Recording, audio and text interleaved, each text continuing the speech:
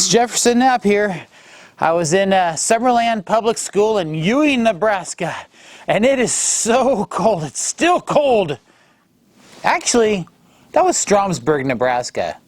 Ewing, Nebraska was actually really nice, so never mind. Anyway, well, I was at Ewing, and it was a really windy day, but it was a really nice day.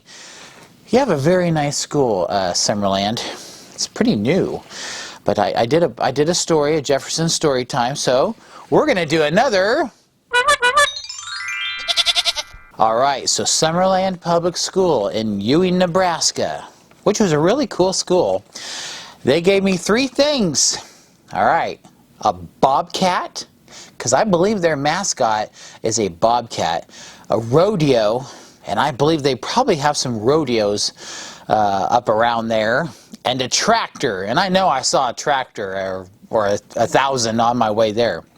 So, bobcat, rodeo, tractor. They gave me those 3 things to turn into a story, and I read the story for them at the presentation, and I told them we're going to get this on video, so here we go. Robert Redford Bobtail was his name, but everyone knew him as Bronco Bob. He was the only bobcat who could say bull riding was his full-time job. There wasn't a finer rider in all the county, and that is saying a lot, because there was Johnny Rawhide, Rope and Randy, and many others who gave it a shot. The day of the grand rodeo fast approached, and Bob was up for the task.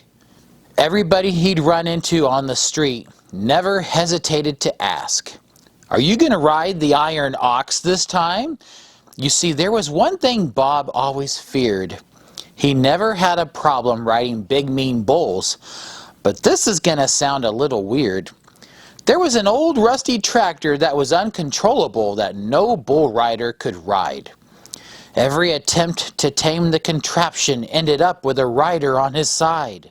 The day before the rodeo, Bob announced to the local news, "If anyone can best the iron ox before I do, I will hang up my boots." This information was enticing since Bob won everything. No longer having him in the competition meant everything would change.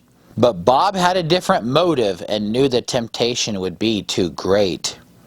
He would let every rider get knocked off and then show up really late. Bob never told anyone how old he was, and age was catching up to him. He always covered his graying bald head and tightened his belt to look slim. And finally the day of the rodeo came, and there was no sign of Bob. He was last on the list of entries, right after Billy Corncob. Now, Billy Corncob, that was a name that no one thought they would see. He was a scrawny little barn cat who was no tougher than a flea. Once the event started, it went just as Bob assumed. All the riders chose the iron ox and fatefully sealed their doom.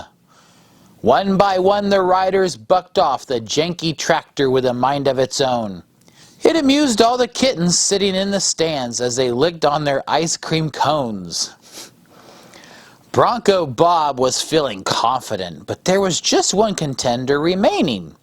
He saw the little barn cat and felt the laughter in his gut restraining. The little barn cat climbed on the iron ox, who'd been more than the rest could bear, and Bob just knew in a matter of seconds he'd see that cat fly through the air.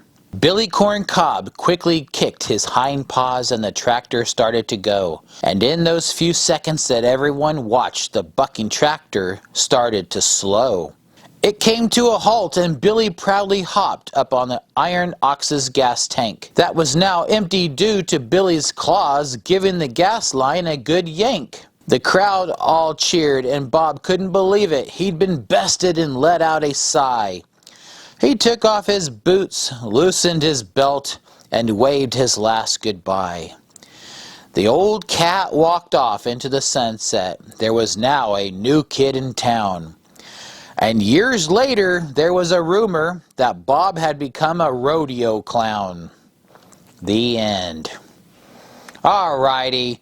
That was a really fun one to do. you know, I was having a hard time finding a bobcat that was a clown, but that was probably the best picture, or at least the least scariest picture that I could find. But anyway, Summerland Public School, I had a lot of fun visiting, and you kids were, I just really appreciate, anytime I go to a school and the crowd is really into my jokes and stuff, that's always a really fun time. And so you guys definitely gave me a fun time, and maybe down the road I'll see you again. And if any of you have any requests for a Jefferson Storytime story, all you got to do is in the comment section give me 3 things, okay? 3 things that are different, not the 3 things that are the same. And with my imagination, I'll come up with hopefully a fun story for you. And I'm just trying to show you that using your imagination is a lot of fun. It's actually really easy too. And so give it a shot sometime, and I'd love to see your story. That would be a lot of fun. So I'll see you down the road, and thanks for watching Jefferson's Story Time.